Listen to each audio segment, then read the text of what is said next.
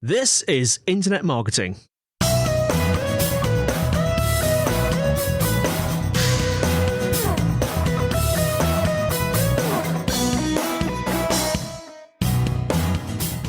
Hello and welcome to the Internet Marketing Podcast brought to you by Site Visibility.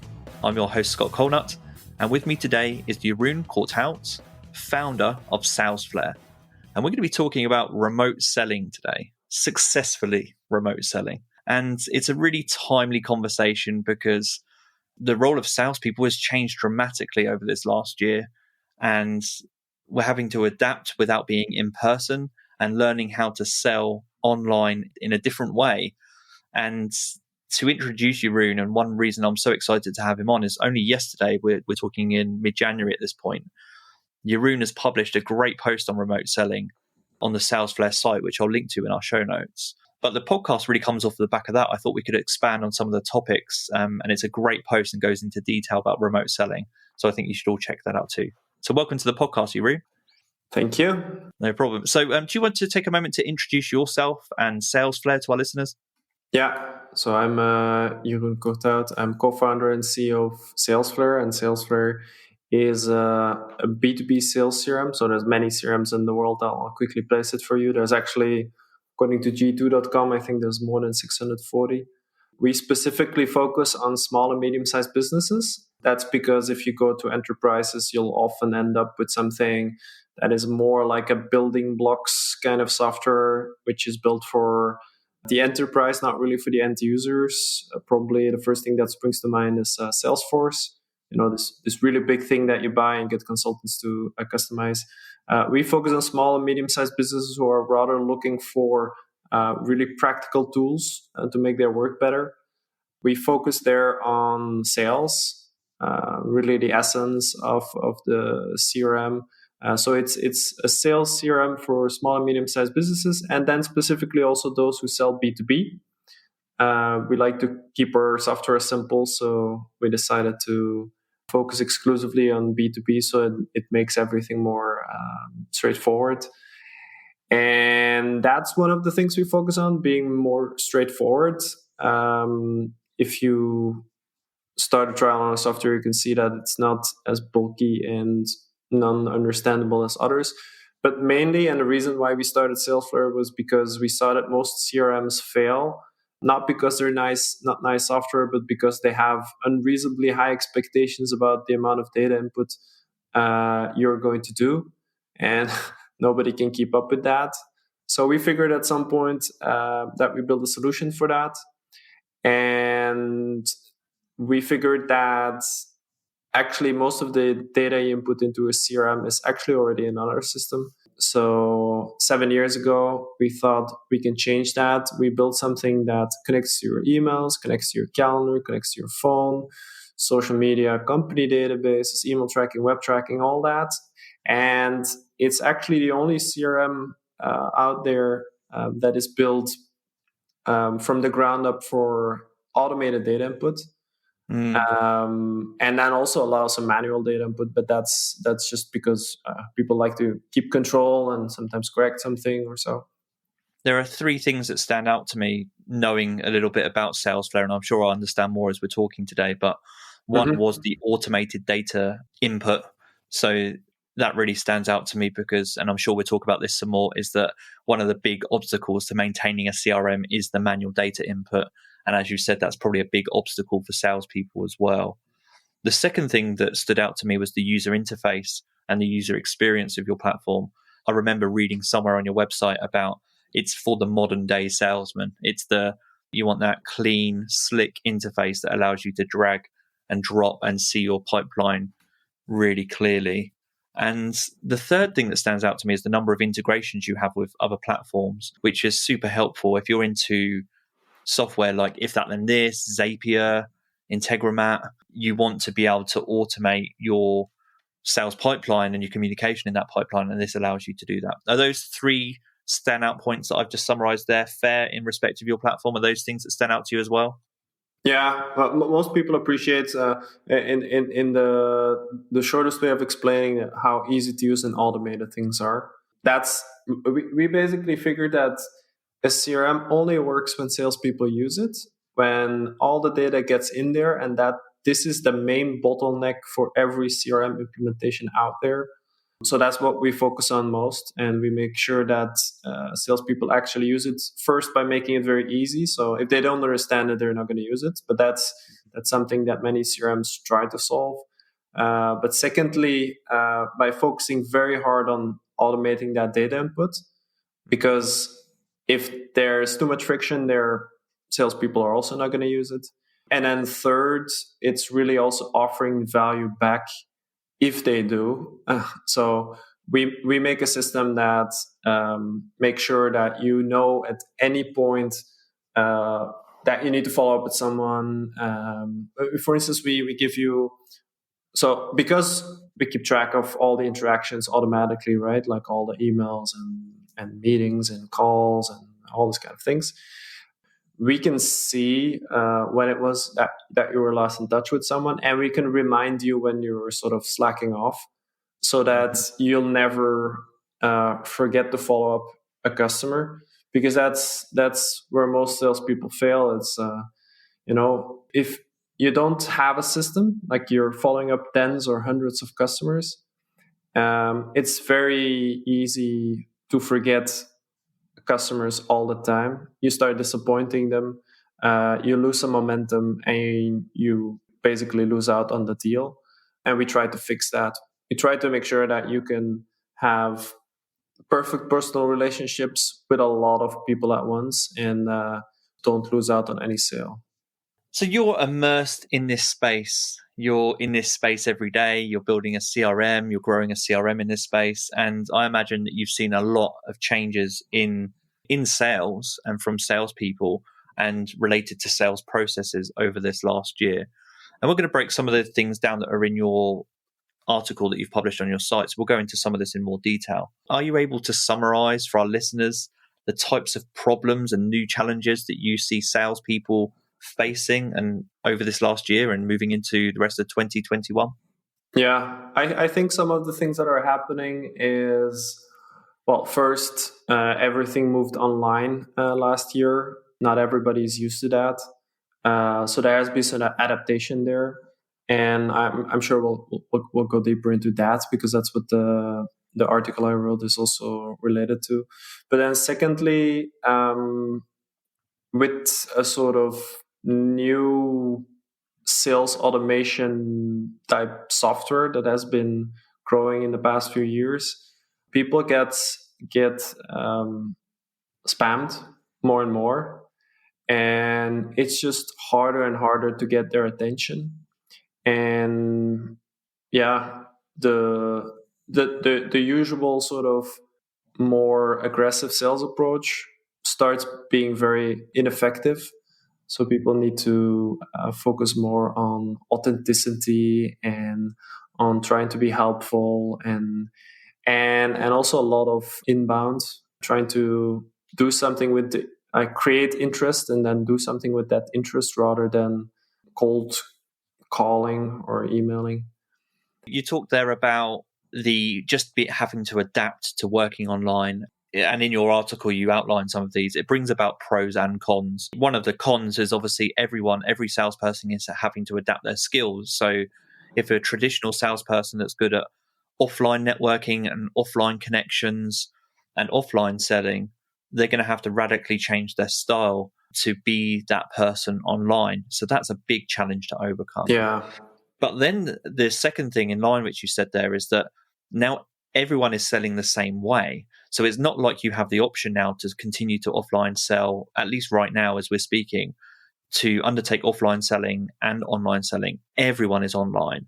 And so that means that prospects are going to be receiving more emails and more messages than ever. So you've got to try and find a way to cut through that noise. I'd maybe like to start off with the connection element that you talk about. So there are salespeople out there that they thrive on being able to make face-to-face connections. That's the way in which they sell best, because they're able to use their characteristics, use their personality, use their charm, use their emotion to make those one-to-one connections that are so important in the selling process.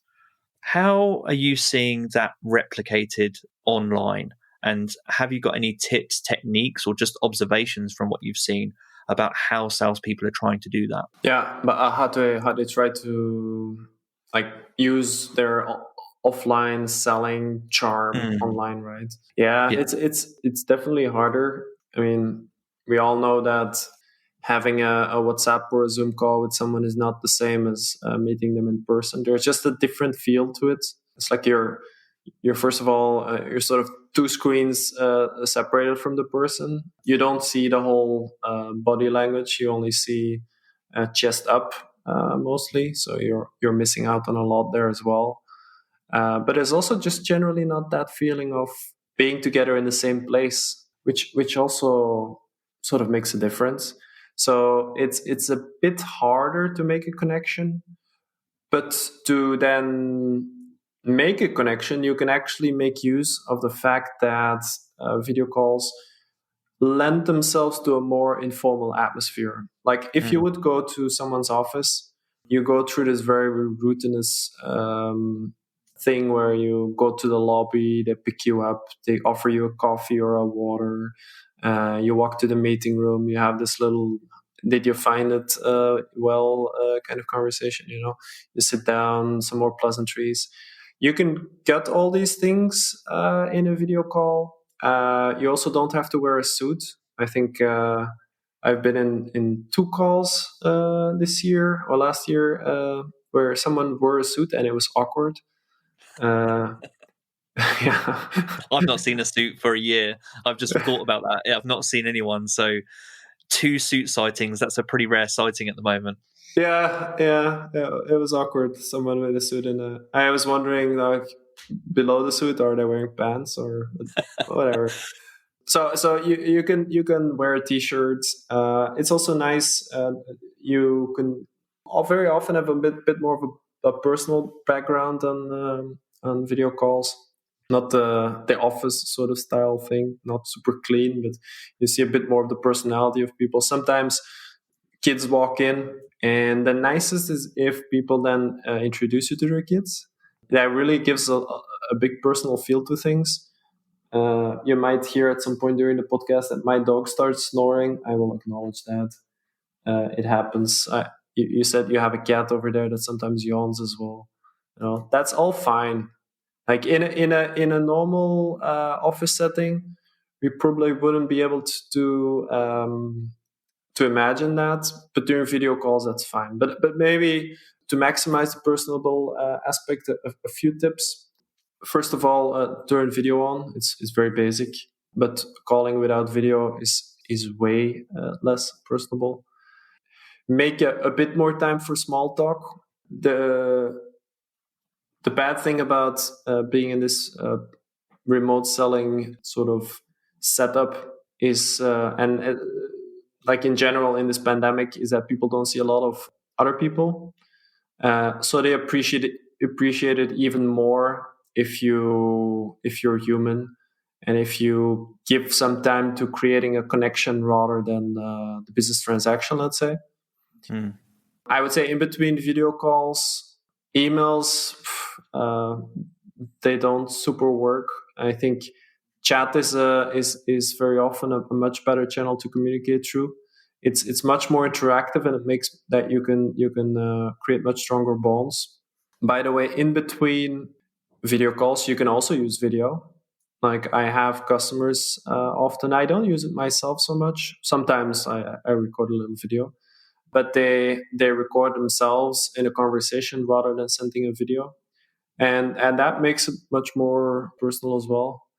And just in general, being a bit more attentive to people's needs and what they asked last time and all these kind of things, even more than normally, just makes that you can compensate for some of the loss of being personable there. Also, I noticed in myself that when I take a bit more time for every video call and try to enjoy it to the fullest, try to have a connection with people on there, it's also good for me, because otherwise I very quickly end up with a Zoom burnout, let's say. But when I really focus on the people and the human connection and every call is different, kind of. That really helps for my motivation. We'll go into motivation maybe a bit more in the moment. But there's so much great advice in what you've just shared. But one thing that really stands out to me is that when you're working in an office, I know this from our marketing agency, whenever a client or a prospect comes in, you have everyone in the agency go around, tidy up their desks, put all the cups away, clean the kitchen, and that's the right thing to do. You want to be presentable. But there is something nice about working from home and talking about someone that's in a selling position.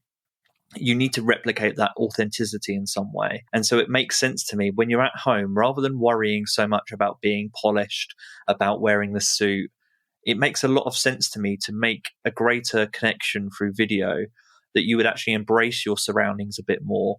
And like you said, maybe take the tone to a slightly more informal level and use those surroundings to actually enable you to be more authentic in calls. And yeah, you're completely right.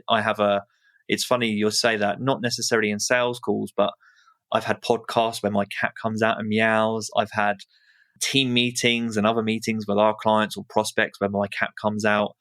And I really enjoy being able to show that side of my life. And I think it probably helps make that connection with people. So it's funny how different the approach is when you're in the office versus working from home.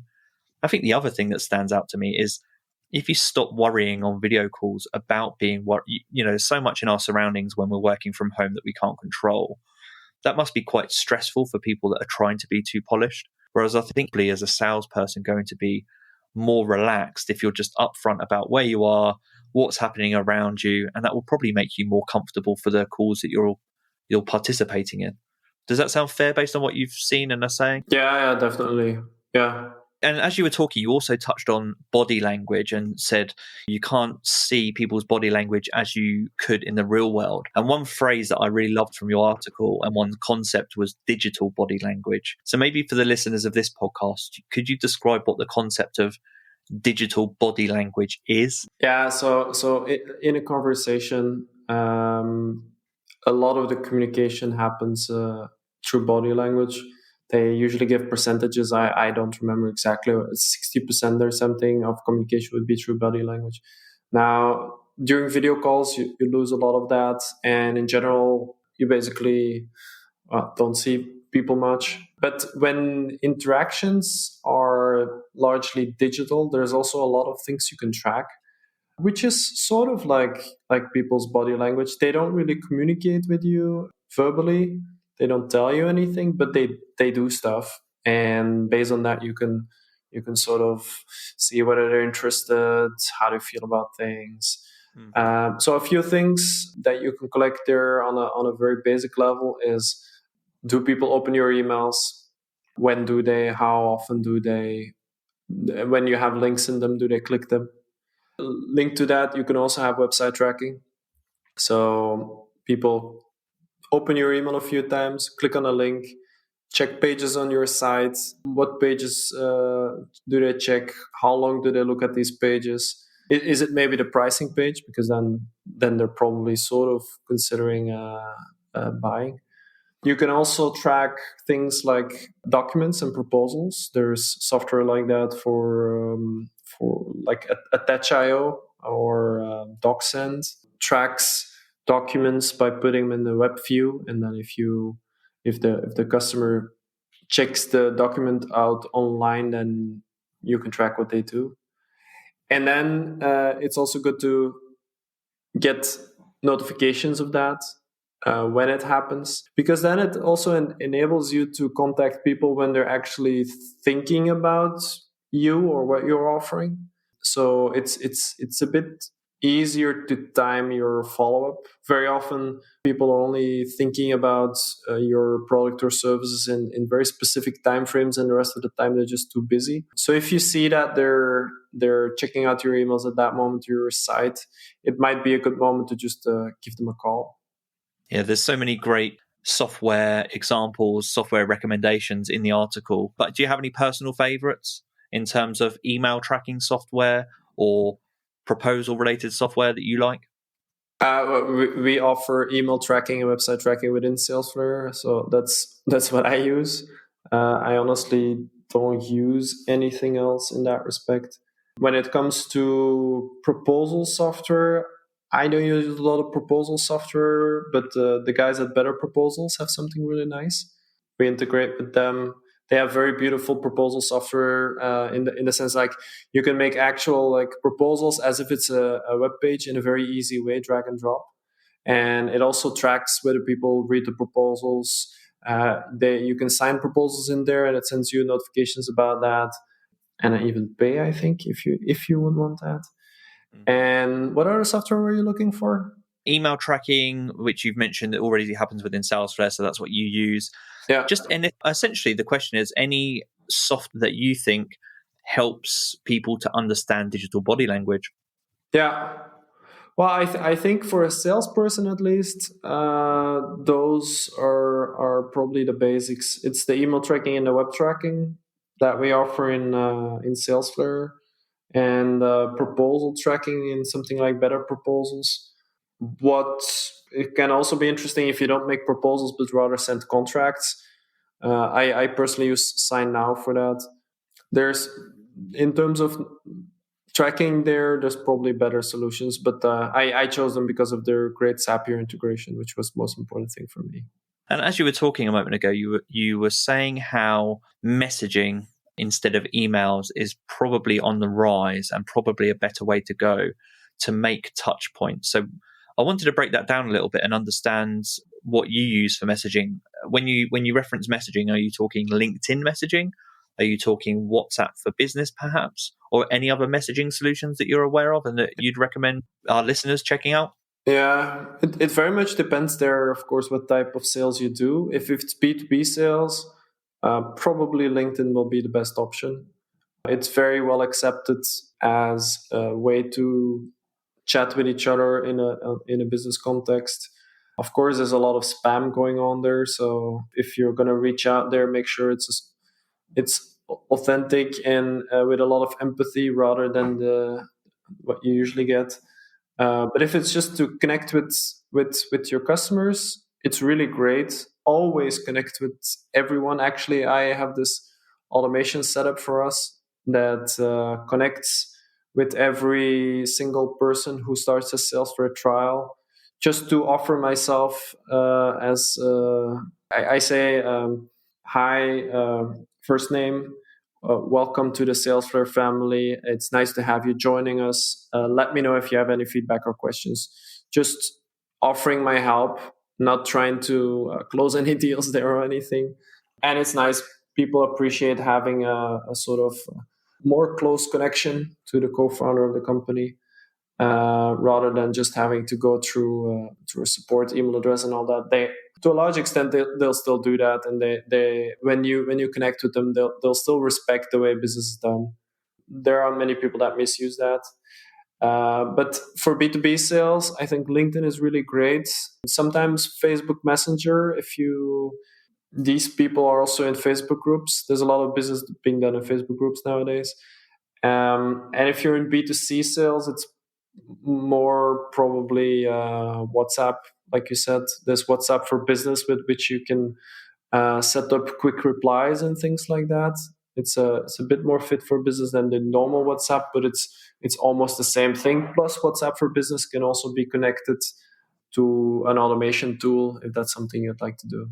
So on this point, if right now there are more touch points via social channels or via social messaging solutions, does Salesflare currently offer, or are you planning to offer, any integrations with the social messaging solutions? So does that exist within the platform? Yeah, there's a lot of demand for that.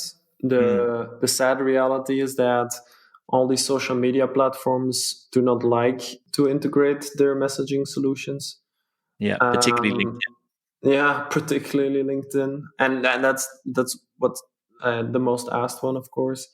We are looking at solutions there. Maybe integrate Salesflare in the browser within LinkedIn, but really picking up everything server side or so is almost impossible, which is a pity. I mean, even I would like to have LinkedIn conversations coming into Salesflare automatically. So if it ever becomes possible, will certainly immediately make it.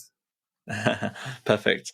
And another thing that you touched on, again, as you were talking, was motivation. And this is referenced in the article as well. So going back to that theme of salespeople offline, they thrive on making connections and be able to get across their personality face to face. And they also get a lot of motivation from that. It motivates a lot of salespeople to do that. They're social animals, they're sociable people. And now they're having to adapt online and working in a different way. What are some ways in which you think salespeople can keep themselves motivated and aligned with that, help keep them productive and keep them focused on their goals?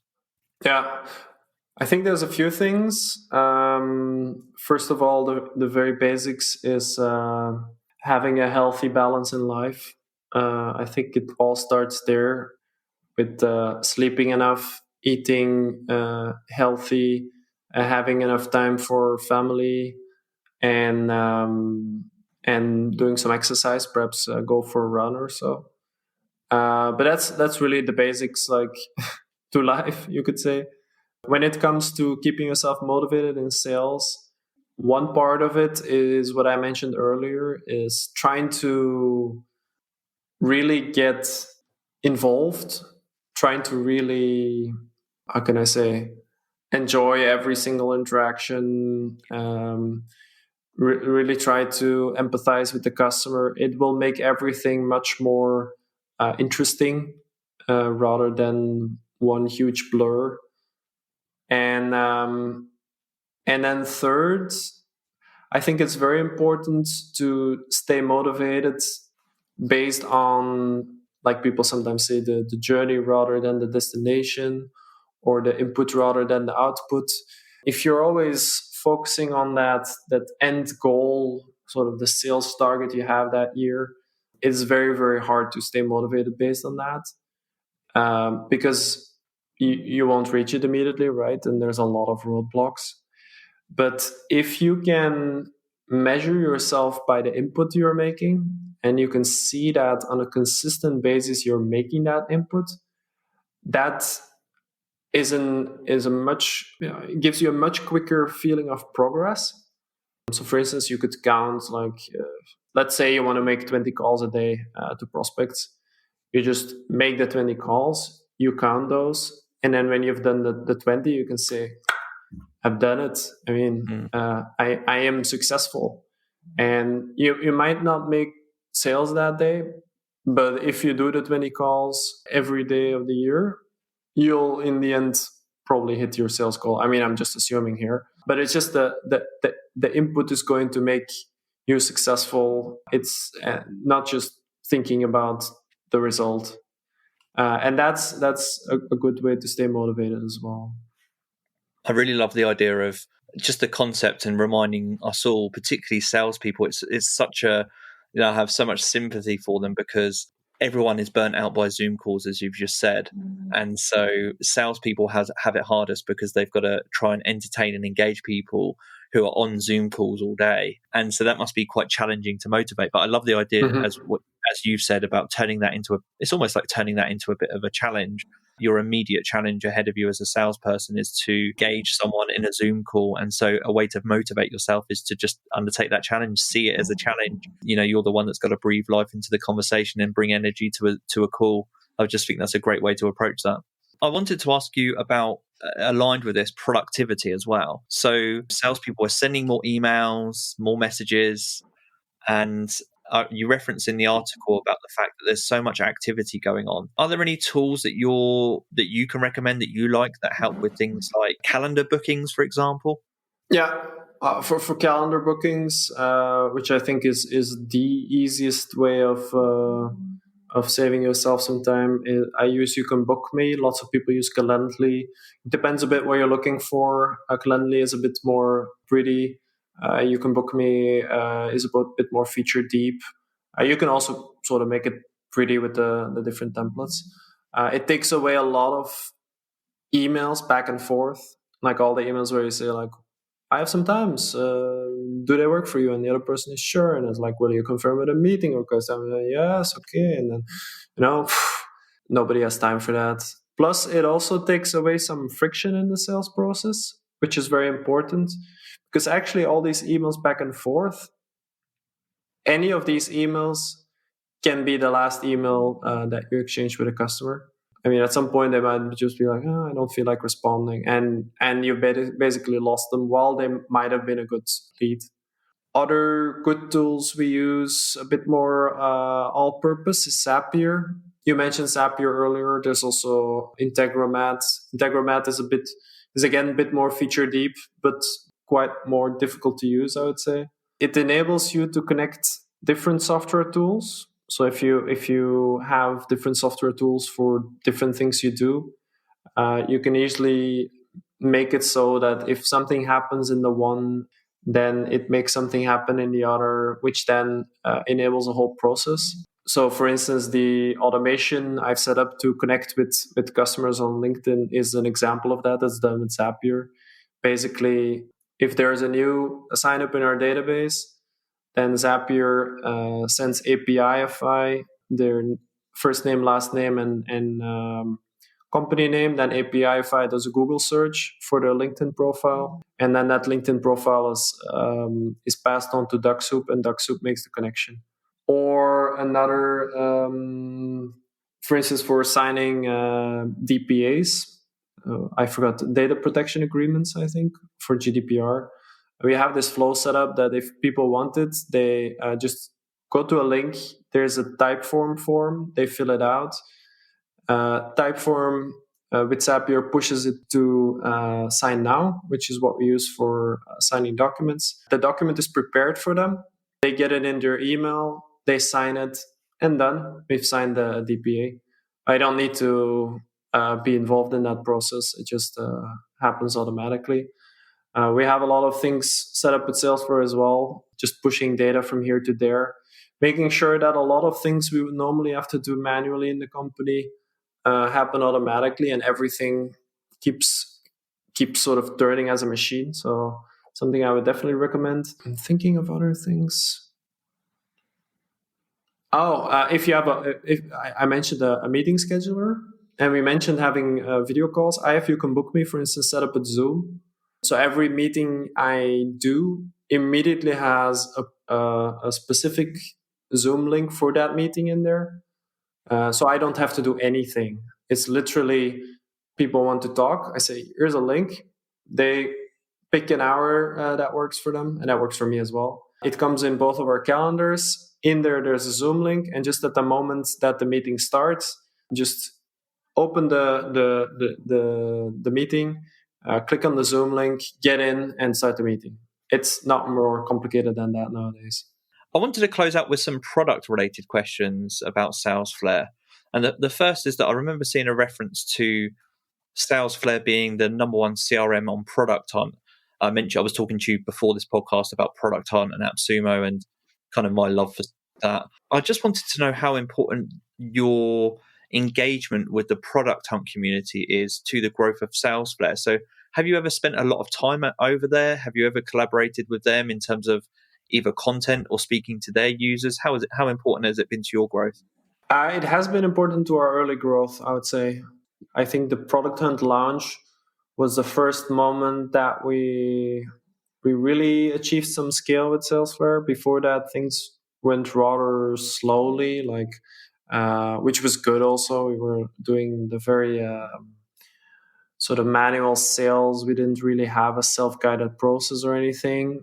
Once we started having that, we thought about launching a Product Hunt when we had it all streamlined. And back then, that was 2017.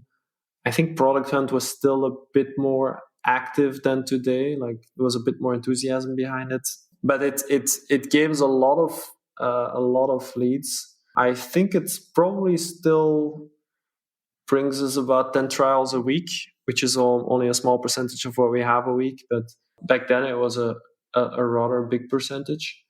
And it also, you talked about AppSumo. It was only when we had this really successful launch on Product Hunt that the guys at AppSumo said, well, we'll give it a try as well, because they hadn't had a CRM on their platform for quite a while. They thought it couldn't be successful, and we proved them wrong. So that's a great story too. And In closing, my final question for you today is about, there are listeners out there, and I know this, that they're going to have existing CRMs, and a lot of people invest in Salesforce, and sometimes Salesforce is too much or more than necessary for small and medium businesses, which is where you really flourish. So I was interested to know, for companies that have committed, and I remember seeing some content on your site related to Salesforce contracts as well. Mm-hmm. But for companies out there that have invested in Salesforce, perhaps their subscriptions are coming to an end and they're not too sure whether to renew. The biggest question, and the reason a lot of people don't move away, is because they're comfortable with what they have, because all of their data is in one place. So I wanted to know how easy, if someone was considering going from something like Salesforce to Salesflare, how easy or how difficult is that process? Much easier than most people think. Most people are very scared of moving, and actually it's rather easy. You just export your data in a few CSVs. You watch a video in which we explain you in 5 minutes all the details about importing, and then you do that. I think you can do it in half an hour altogether if you've never done it before. And then that's then just for importing the things like the accounts and the contacts and the opportunities and all that. Salesflare will also pull in a lot of extra information based on the connection with your mailbox and your calendar and all that. So it will start filling out the rest. Even if you didn't have that data in Salesforce, it will get in extra information about contacts based on their email address. We get some publicly available information, but also email signatures, for instance. It will get information from company databases about the companies you're importing based on their website. It will tell you who else you know at companies that you hadn't entered in Salesforce, just also based on your inbox and your calendar. It checks like, hey, you've been in touch with these people, had meetings with them. So it's rather simple. Yeah. The only thing that I would recommend is, if your data is rather dirty, don't just move it over. Take a little bit of time to do a spring clean. It will be very helpful.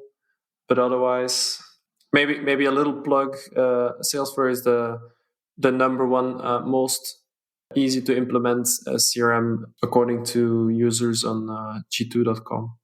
Oh, brilliant. That's really interesting to know. And interesting to know that not only is it easy, but that very quickly you can enhance the data that you have with Salesflare capability to enrich some of that data. So I think that's a great message for anyone that's responsible for maintaining a CRM, anyone in a sales position. The key message there is, if you've invested in Salesforce or a CRM of that kind of corporate size, and you don't necessarily need the features and functionality, and maybe there's something more suitable, more streamlined for you, the process doesn't take long. Before I let you go, do you want to let our listeners know where they can connect with you and Salesflare? Yeah. If you want to know more about Salesflare, you can just head to the site salesflare.com. There's all about the software there. You can try it, of course, anywhere between 7 and 30 days. We give you extra days on the trial as you set it up, because we've seen that people who set it up better are also much more successful in the long run. So we try to motivate that as much as possible. And if you want to get in touch with me, you can do that on LinkedIn. Just send me a connection request with a personal message. If you don't send a personal message, I have no way of distinguishing you from all the LinkedIn spam I get. But if you send me a personal message, I'll be sure to connect with you, and we can have a conversation about whatever you want to talk about. Brilliant. Jeroen, thanks so much for your time. Go check out Salesflare. This has been the Internet Marketing Podcast.